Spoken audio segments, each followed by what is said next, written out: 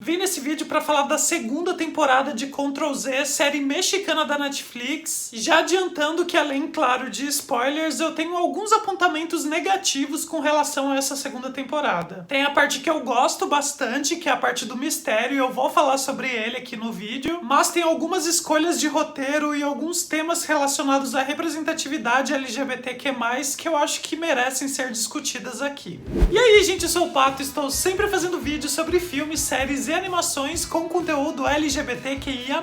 Se você gosta desse tipo de vídeo, se inscreve aqui no canal, não esqueça de deixar um like para ajudar esse vídeo a chegar a muito mais pessoas. A primeira temporada de Ctrl Z, dentre vários temas, mostrava o poder das mídias sociais e como a gente usa as mentiras para passar uma imagem que não necessariamente representa quem nós somos. A premissa da primeira temporada é que um hacker expunha vários segredos de alunos de um colégio do ensino médio. É uma premissa até bem semelhante com Gossip Girl, né, onde uma pessoa anônima expõe os segredos de todo o colégio, mas além de Gossip Girl, a gente sente que Ctrl Z é uma colcha de retalhos de várias séries adolescentes que deram certo, como por exemplo 30 Reasons Why e Elite. E Ctrl Z acaba se perdendo justamente quando tenta colocar muitos temas e não se aprofunda tanto quanto poderia em vários deles. A primeira temporada lidou com temas como masculinidade tóxica, bullying, gravidez na adolescência, depressão, homofobia, além de trazer o mistério de quem era o hacker por trás de expor o segredo de todos os alunos. Na primeira temporada, o Luiz, que era um garoto gay, sofria muita homofobia, principalmente pelo Jerry, acabou sendo espancado por ele e morreu no final da primeira temporada. A gente descobre que o hacker era o Raul, o Jerry vai tirar satisfação com ele, acaba atirando no Javier e termina a temporada fugindo. No começo da segunda temporada, a gente tem uma pequena passagem de tempo onde a gente vê o Javier se recuperando do tiro e o Jerry procurado pela polícia pela morte do Luiz. Então agora temos um novo hacker que não mais está expondo as verdades sobre os alunos, mas está se vingando de todos eles pelo que aconteceu com o Luiz. Acho que uma das coisas que eu mais gostei nessa segunda temporada foi justamente desistir alguém querendo vingar a morte do Luiz, que morreu por um ataque homofóbico. E eu gosto de toda essa parte do mistério e da gente tentar descobrir junto com a Sofia quem é o causador disso tudo, mesmo eu estando do lado do Vingador e não da Sofia, que está tentando ajudar as pessoas que foram atacadas por ele. Apesar do Jerry ser a pessoa que bateu no Luiz e que causou a morte dele, o Ernesto e o Daryl estavam presentes e eram coniventes com todos os ataques homofóbicos que o Luiz sofria. Então, quando eles foram enterrados vivos no primeiro episódio, eu achei foi muito bem feito o que aconteceu. Mas aí vai lá, a Sofia faz o quê? Salva esses dois. E a gente vê eles evoluindo como pessoas durante a temporada?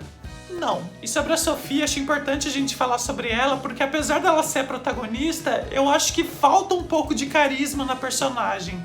Eu não consegui em nenhum momento me envolver com o drama familiar que ela estava vivendo, sabe? Com o pai preso, com a mãe se envolvendo com o diretor do colégio, que depois virou ex-diretor do colégio. E eu também não consegui me empolgar muito com o triângulo amoroso formado entre ela, o Javier e o Raul. O que eu gosto na Sofia é mais esse lado investigadora dela, né? Que vai atrás das pistas, que tenta descobrir quem é esse hacker. Mesmo achando que em alguns momentos ela acaba sendo um pouco imprudente, né? Como o fato dela não ter chamado a polícia quando viu que dois colegas dela tinham sido enterrados vivos. Nessa temporada, o arco mais interessante acabou sendo da Natália, que ficou devendo dinheiro para uns traficantes e precisou encontrar formas de pagar esse dinheiro para eles. Nessa busca de tentar arrumar dinheiro, ela foi desde tentar roubar todo mundo até buscar no aplicativo um sugar daddy. E que loucura e que perigoso essa menina se envolvendo lá com os tiozão para tentar conseguir dinheiro. Achei até bem realista ela não se envolver de fato, né? Ela ficar com receio e com medo e fugir sempre na hora H. Ao mesmo tempo, ela começou a se envolver com o Javier e se sentir emocionalmente atraída por ele, mas quando o prazo para ela pagar as dívidas com o traficante começou a ficar muito perto, ela acabou se envolvendo com o pai do Javier. Que loucura! E ao contrário da Natália, que a gente viu um arco sendo construído e um aprofundamento da personagem, muitos outros ficaram com a trama um pouco rasa e praticamente não serviram em nada para essa temporada. A gente viu o Ernesto e o Daryl se envolvendo com a Rosita e eles chegando a formar quase um trisal, mas que acabou não indo para lugar nenhum. O Pablo passou passou a temporada inteira perseguindo o Raul e batendo nele toda vez que os dois se encontravam. Chegou um momento que ficou até meio ridículo isso. No início da temporada tinha o drama dele com a Maria, né, dele ter engravidado ela na temporada anterior, e nessa temporada a Maria ter feito um aborto, mas isso também acabou não sendo tão explorado quanto poderia ter sido. A gente viu também a Maria começando a se aproximar da Cláudia e aquilo evoluiu para um beijo, mas isso também não foi muito mais explorado. E também tivemos a Alex, né, e o relacionamento dela com a professora, que acabou saindo do colégio,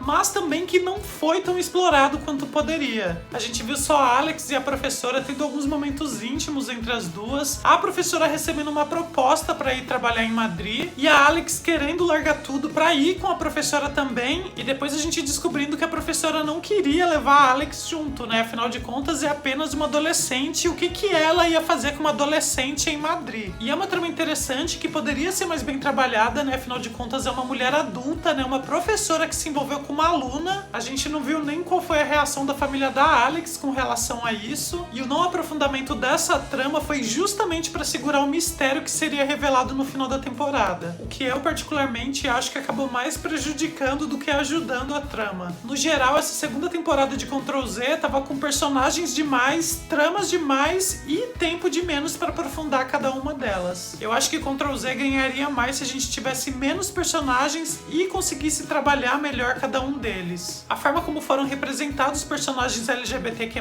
nessa temporada também acho que decaiu com relação à primeira temporada. Se vocês forem lá no vídeo que eu fiz da primeira temporada de Ctrl Z e comparar com o que a gente viu agora nessa segunda temporada, é bem nítido como isso se reflete. A primeira perda significativa pra trama acho que foi a Isabela, né, que era uma mulher trans que fugia dos estereótipos de representação de uma mulher trans. Pra quem não sabe, a atriz que fazia a Isabela saiu de Ctrl Z e agora tá fazendo a nova versão de Gossip Girl na HBO Max. Inclusive eu falo um pouco sobre isso no vídeo que eu fiz sobre as primeiras impressões dessa nova versão de Gossip Girl, e eu achei interessante a saída que eles deram pra personagem em Ctrl Z, né, falando que ela conseguiu o Green Card e agora tá morando nos Estados Unidos, mas infelizmente a gente acabou perdendo uma personagem trans dentro da série. A Alex, a gente tem a trama dela com a professora, mas é algo bem pontual e a gente só vai ter destaque da Alex mesmo no último episódio. A gente tinha o Luiz na primeira temporada, que era alvo de bullying e sofria homofobia e acabou morrendo por conta disso. E sim, a morte dele foi constantemente lembrada e é o que move toda a trama dessa segunda temporada. Mas é um LGBT que morreu e acabou fazendo com que a segunda temporada desse muito destaque para o assassino dele. Sim, vamos falar sobre Jerry e como é complicada a existência desse personagem. Mesmo tendo a trama da Maria com a Cláudia e da Alex com a professora, não tem como a gente negar que a trama do Jerry foi muito mais aprofundada e teve muito mais tempo de tela. Então o personagem LGBT de mais destaque nessa temporada foi o Jerry e por acaso é o mais problemático também. Na primeira temporada a gente descobre que o Jerry praticava bullying contra o Luiz e era homofóbico porque ele próprio era também LGBT. Mas o Jerry era enrustido e se escondia atrás dessa agressividade. E por mais que não fosse a intenção do Jerry causar a morte do Luiz, isso acabou acontecendo e ele é sim o assassino do Luiz. E como eu disse no vídeo lá da primeira temporada, o meu maior medo é que tentassem nessa segunda criar uma redenção pro Jerry. Eu acho que é sim possível criar uma redenção para um homofóbico. Sex Education é um exemplo disso.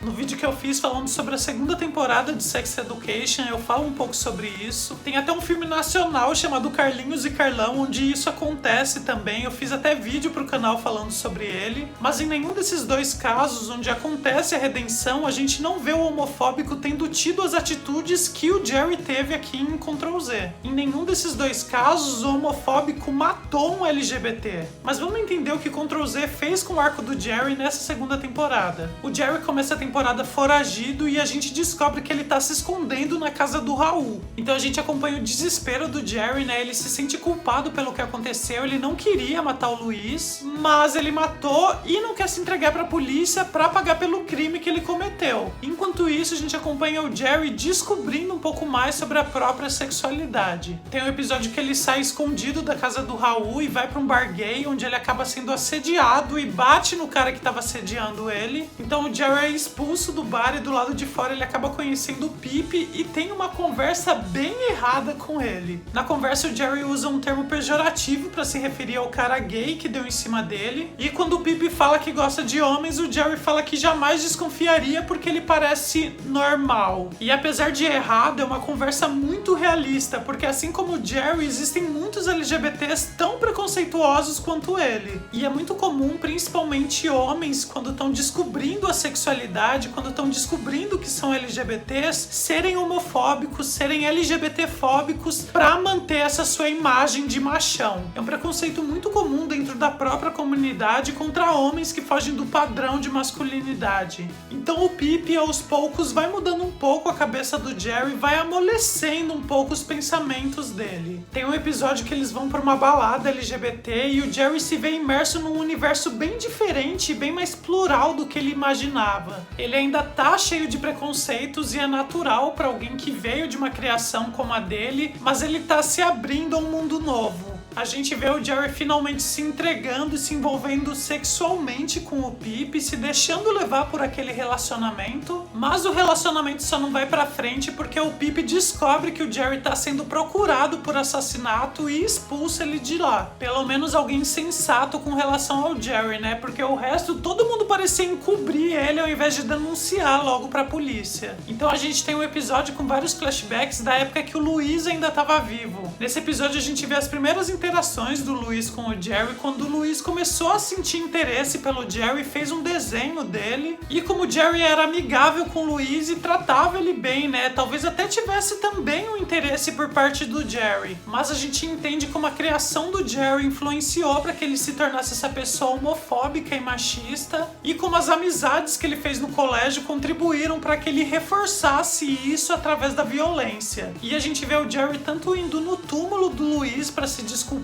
quanto também do falar com a mãe do Luiz, né, que recebeu o Jerry primeiro batendo nele, mas depois acabou abraçando. E o Jerry falou que ele ia se entregar pra polícia, e sim, a única forma dele encontrar a redenção é se entregando pra polícia e pagando pelo crime que ele cometeu. Mas toda essa narrativa que foi construída na segunda temporada pra gente conhecer o passado do Jerry, pra ver ele entendendo a própria sexualidade, pra ver ele se desconstruindo com relação aos preconceitos que ele tinha, foi uma forma de tentar vender pro público a redenção do Jerry, porque eu imagino que depois do final da segunda temporada ele não vai se entregar pra polícia. Durante a temporada a gente entende que o novo hacker tá tentando se vingar das pessoas que fizeram algum mal pro Luiz, e a gente descobre que essa vingança tá sendo uma reprodução dos desenhos que o Luiz fazia. E nesses desenhos tem o Ernesto e o Dario enterrados vivos, tem a Alex amordaçada e amarrada, tem as pessoas passando mal numa festa, e tem até a casa do Luiz pegando fogo com a mãe dele lá dentro. No caso da mãe do Luiz, acho que faltou a gente conhecer um pouco mais qual era a relação dela com ele, porque não ficou muito claro que ela tratava ele mal de alguma forma, e a única vingança que não foi literalmente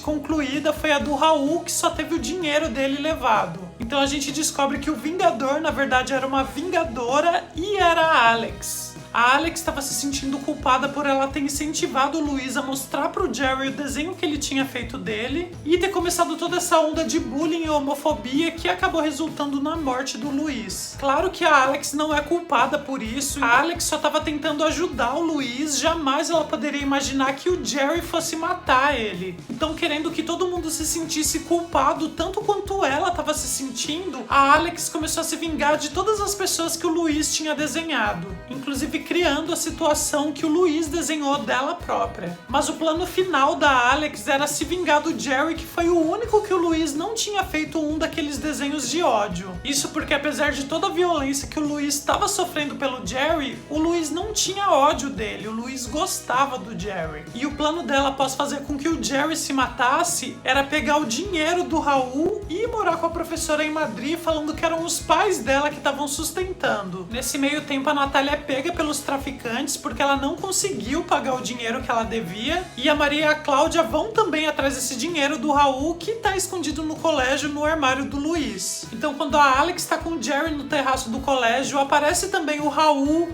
a Sofia, o Javier, a Maria, a Cláudia e até a nova diretora do colégio. Então, apesar da Sofia ter conseguido convencer a Alex a não matar o Jerry, ainda tem uma briga por causa do dinheiro do Raul. E no meio dessa confusão do terraço, a diretora acaba caindo lá de cima e morrendo. O Pablo, que estava do lado de fora do colégio esperando a Cláudia e a Maria com dinheiro, acaba pegando todo aquele dinheiro e levando para salvar a Natália. Então a temporada termina com essa morte da diretora e com praticamente todo mundo do elenco principal envolvido nela. E agora que todos eles estão envolvidos em um crime em comum, duvido que o Jerry se entregue para a polícia por causa da morte do Luiz. Imagino que se houver uma terceira temporada, eles vão tentar encobrir esse crime e esconder o que aconteceu, e vai surgir alguém que vai começar a chantagear eles por conta disso. Ctrl Z não teve críticas muito positivas na primeira temporada, não imagino que vá ter também na segunda, então não sei se ela vai ou não ser renovada por uma terceira temporada. De qualquer forma, mesmo que Ctrl Z seja renovada por uma terceira temporada, eu acho bem difícil eles conseguirem corrigir todos os problemas que tiveram nessa segunda temporada. E assim, o foco do canal é principalmente discutir LGBTQ+, dentro de séries, filmes e animações. E quando eu não gosto como a comunidade foi representada, eu falo aqui no canal, e foi o caso agora dessa segunda temporada de Ctrl Z. Mas eu acho que o problema dessa segunda temporada vai muito além de como foi representada a comunidade LGBTQ+.